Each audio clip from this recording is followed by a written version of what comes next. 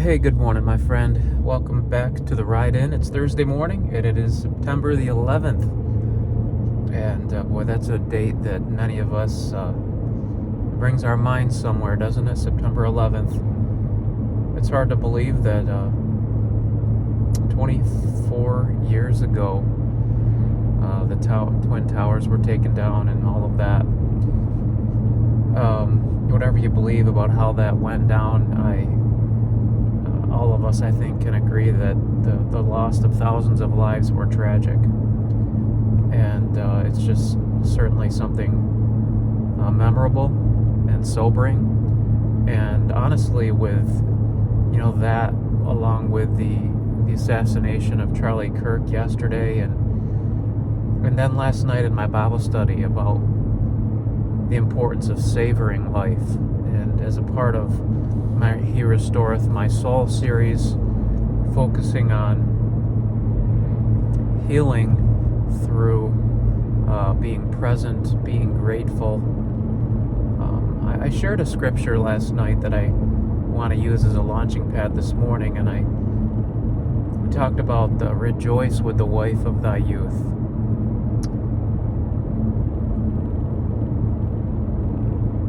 I think that sometimes in life we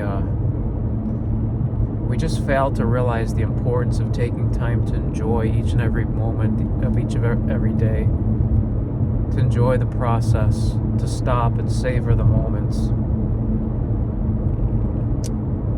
All of us know people who would do anything to have a moment with a spouse that they've lost. We know many widows, widowers, and boy, my heart breaks for them when I think of the relationship that I enjoy with my spouse after 26 years of marriage, and just the love that deepens, and the closeness and the intimacy and the connection that we share as friends, as a couple. And in terms of that verse, rejoice with the wife of thy youth, it's just the idea of understanding that being happy in that relationship on purpose is something that God desires for us to do. And it's not just the marriage relationship, it's all relationships, and it's all situations that God desires for us to savor them. I used the quote from Jim Elliot last night, that wherever you are, be all there. Live to the hilt every situation you believe to be the will of God.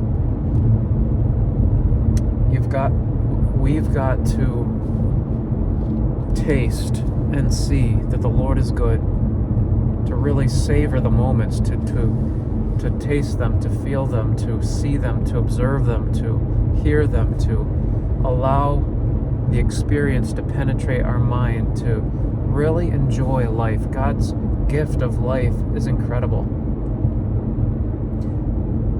I understand that there are difficult times, but somehow in our mindset we've got to learn to be purposeful about enjoying the moments and being thankful for life, and understanding that it's but a vapor and it's just here and then it's gone.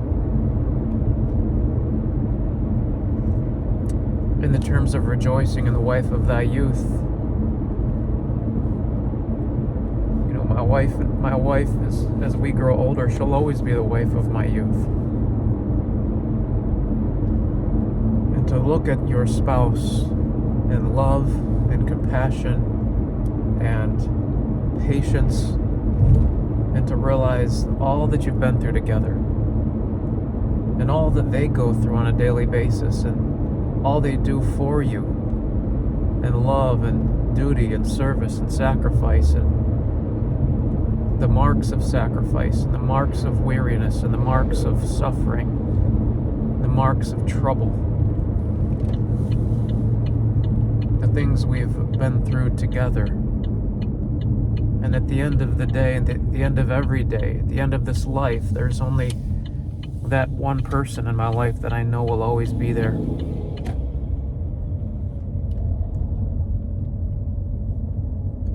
encourage you today to enjoy, to rejoice, to be joyful, to be glad, to be happy in every situation in which you find yourself, in your relationships, looking at your children, looking at your friends, looking at your parents, looking at people, looking at your church family.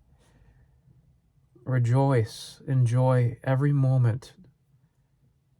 Enjoy the process, enjoy the journey. Don't just be about where you're going, but be about every step it takes to get there. You never know if the goal that you're striving for you're going to reach, but you can be assured of the fact that you're here today and that you are striving for something and that you'd be blessed in that striving process. I want to encourage you, Christian, don't miss out. Don't miss out like Solomon did as we read the book of Ecclesiastes and you look back in a life of pursuit, a life of striving to reach goals, a life of striving to build, a life of striving to be productive. No one accomplished more than Solomon. Yet at the end of his life, he said, vanity, all is vanity. Why? Because he failed to catch the meaning in the moment. Missed it. Don't miss it, Christian. I don't know what you've done up to this point, but you can decide today that I'm going to breathe in the fresh air of today, and I'm going to love it, find pleasure in it. I'm going to stop. I'm going to find meaning.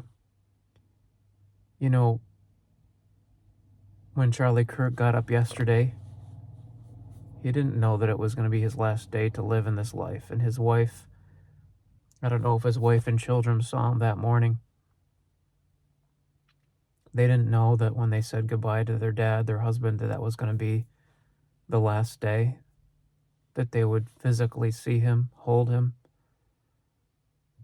All those people on that day on September 11th, 2001, all those families, all those spouses, all those kids, they didn't know. Don't take life for granted. Enjoy today. It's the only day you know you have. Find ways to rejoice. Look all around you and look up to heaven and recognize the goodness of God. I hope that's a help to you today. I hope that helps you just live more deeply and more fulfilled. You don't have to wait to some goal. You can enjoy the process in getting there. And I believe that the more you enjoy the process, the more you will appreciate the goal achieved. Let that sink in. I love you. Talk to you soon. Bye-bye.